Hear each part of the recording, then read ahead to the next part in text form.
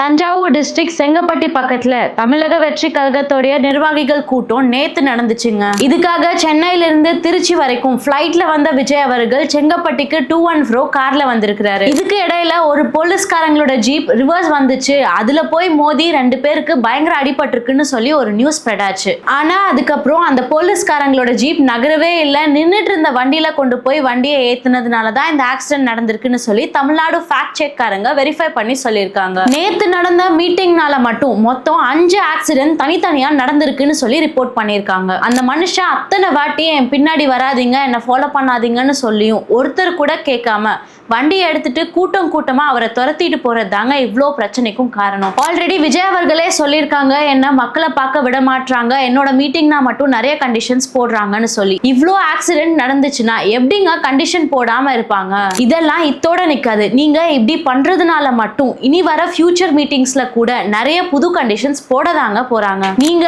யாரு மேல பாச வச்சு இவ்வளோ அக்கறைப்பட்டு அவரை பார்க்கறதுக்காக போறீங்களோ அவருக்கே நீங்க புது பிரச்சனைகள் கிரியேட் பண்ணி கொடுத்துட்டு இருக்கீங்க சொல்லணும். அதுக்குன்னு நீங்க மீட்டிங்கே போக கூடாது, அவருக்கு சப்போர்ட்டே பண்ணக்கூடாதுன்னு எல்லாம் நான் சொல்லல.